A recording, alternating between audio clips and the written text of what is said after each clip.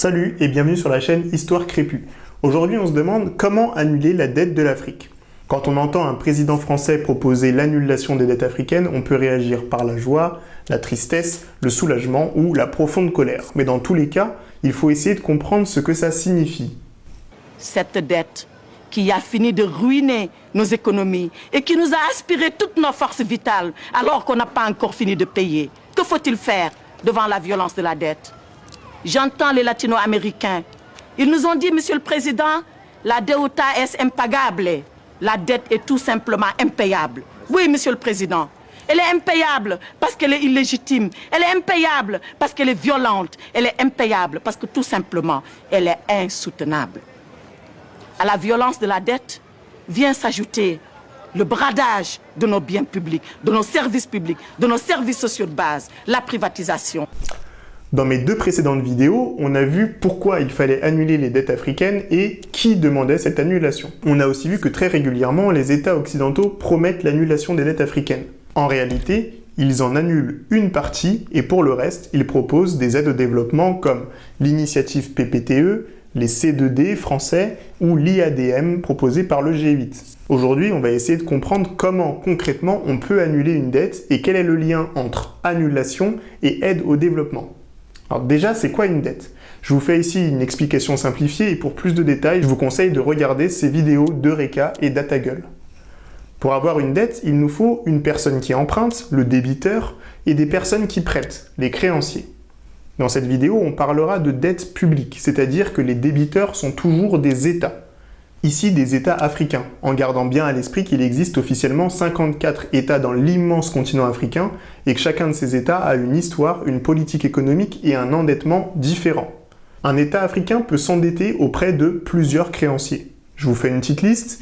Il y a des institutions financières internationales qu'on appelle IFI, dont les principales sont le FMI et la Banque mondiale, créées en 1944 lors des accords de Bretton Woods. On note que ces deux institutions ont été conçues et créées par des États occidentaux pour servir leurs intérêts à une époque où les empires coloniaux existaient encore et où le capitalisme américain tentait de concurrencer le modèle soviétique. Donc l'appellation internationale doit être considérée avec précaution, on active bien l'esprit critique. Bref, parmi les créanciers, il y a donc les IFI, mais il y a aussi des États suffisamment riches pour prêter de l'argent et qui sont réunis dans des clubs comme le Club de Paris.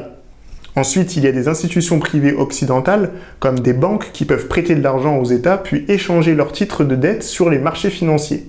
C'est parmi ces institutions privées qu'on trouve des fonds vautours dont la spécialité est de piller les États surendettés. Je ne développe pas dans cette vidéo, mais vous trouverez des liens dans la description. Et enfin, il y a des États comme la Chine, qui prêtent énormément à tous les pays du monde, mais qui ne sont pas membres du Club de Paris et qui n'ont pas suffisamment de pouvoir de décision au sein des IFI. D'ailleurs, il faut toujours activer votre esprit critique quand vous entendez une information sur la Chine. Souvent, dans les articles français, on parle de la Chine en mélangeant l'État chinois et les privés chinois. Cette façon de parler s'inscrit dans une grande campagne de diabolisation de la Chine et elle permet de dire que la Chine possède énormément de parts de la dette africaine. Je vous ai mis dans la description un article qui déconstruit bien ce mythe. Ok. Comment les États africains s'endettent? Je schématise, chaque État a une histoire bien spécifique, mais globalement, on l'a vu dans ma première vidéo, nous sommes dans les années 1960, les États récemment indépendants n'ont pas encore suffisamment de ressources pour payer leurs fonctionnaires, pour entretenir leur armée, leur école et leurs hôpitaux. Puisqu'ils sont jeunes, personne ne veut leur prêter d'argent, sauf leurs anciennes métropoles coloniales, qui sont par ailleurs membres du Club de Paris, et qui leur accordent des prêts à taux faibles mais variables. Les économies africaines qui reposent sur l'exportation de matières premières brutes sont dévastées par la crise des années 1970.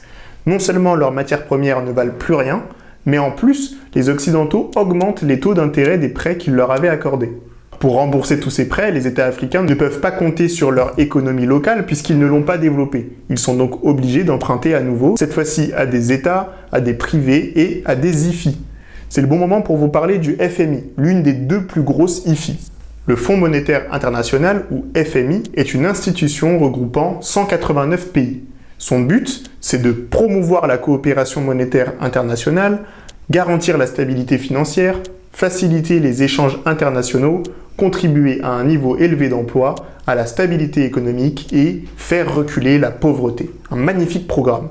Dans les faits, lors d'une crise financière, le FMI prête de l'argent aux pays qui n'arrivent plus à rembourser leurs dettes. En gros, imaginons que je suis un pays en développement et je n'arrive plus à rembourser la dette que je dois à un pays développé membre du Club de Paris. Le FMI me prête de l'argent avec très peu d'intérêt, ça me permet de rembourser ma première dette et maintenant je suis endetté auprès du FMI. On appelle ça un allègement de la dette. Alors pourquoi le FMI accepte de prêter à des pays déjà à ce point dans la galère ?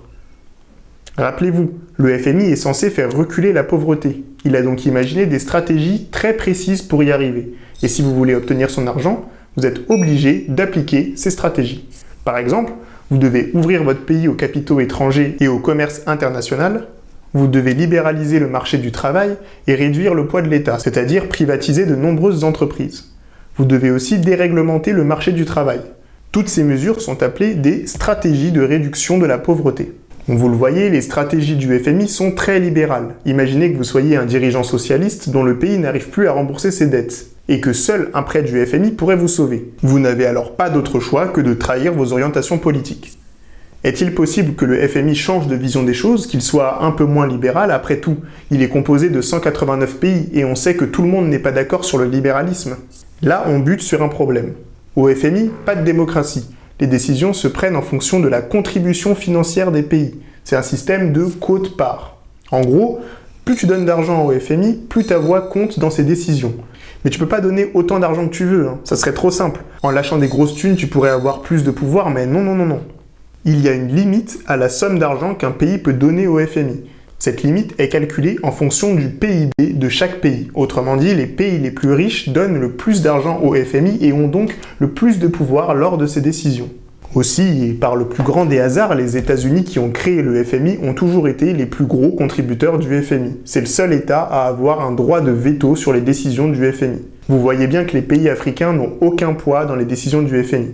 Mais si je vous parle du FMI, c'est parce qu'il ne fait pas que prêter de l'argent aux pays surendettés, ce qui est de l'allègement de dettes. Il peut aussi annuler les dettes via une aide pour le développement. Et c'est ça qui nous intéresse.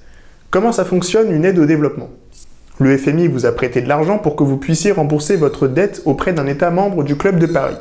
En échange, vous avez appliqué ces stratégies de réduction de la pauvreté. Problème, tout votre argent vient des impôts et des taxes que vous collectez auprès de votre population et lorsque vous exportez des matières premières brutes. Or, les stratégies de réduction de la pauvreté qui sont très libérales font que vous taxez moins les entreprises étrangères implantées sur votre territoire. Cela a permis à de nombreuses entreprises occidentales ou chinoises de s'implanter et d'exploiter vos ressources en payant très peu de taxes. Et puisque vous dépensez tout votre argent pour rembourser vos précédentes dettes, vous n'avez pas pu développer l'éducation dans votre pays. Votre population n'a pas les compétences pour créer des entreprises locales capables d'entrer en compétition avec les multinationales étrangères. Votre population ne s'enrichit donc pas, elle ne paye toujours pas plus d'impôts, vous n'avez toujours pas assez d'argent pour rembourser le FMI.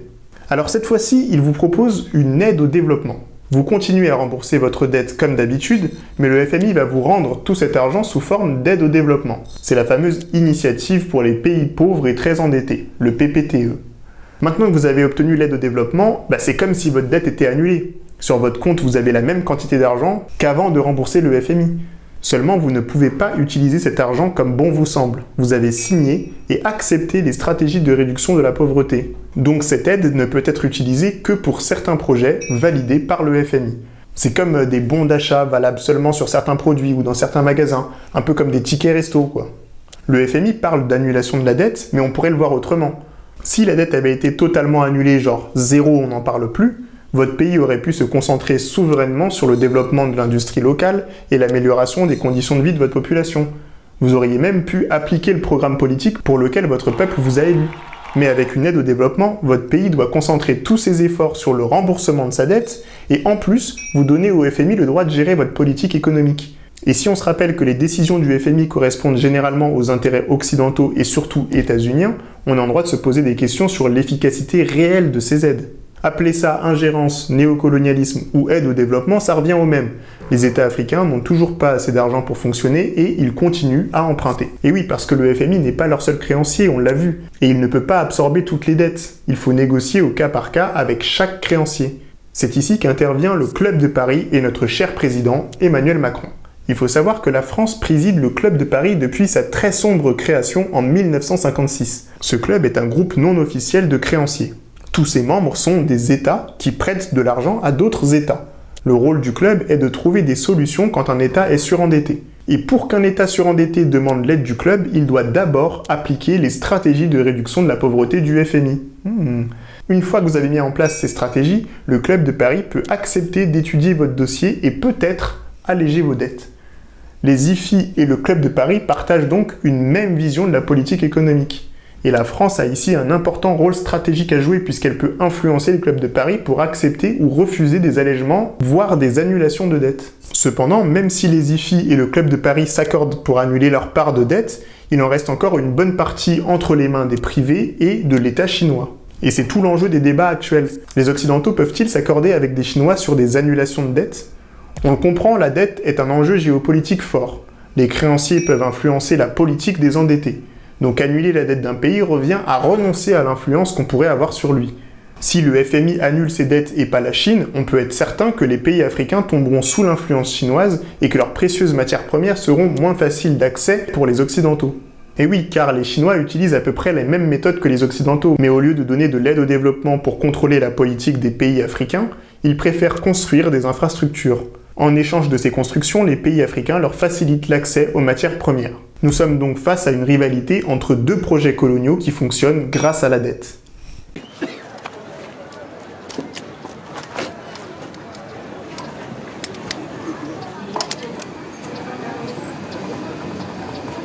Un pays qui n'a pas sa communication, qui n'a pas son énergie, qui n'a pas son transport, difficilement peut s'appeler un pays souverain. Et ce sont justement ces domaines que les multinationales veulent nous retirer. C'est ça. C'est pourquoi il ne faut pas qu'on se laisse faire. C'est difficile, mais je suis plus optimiste que l'enfer. Prenons un exemple réel. Pour obtenir une aide du FMI, Madagascar a dû vendre sa compagnie pétrolière publique Solima. Cette compagnie a récemment été rachetée par le groupe français Ruby, également propriétaire de Vitogaz. Elle s'appelle désormais Galana.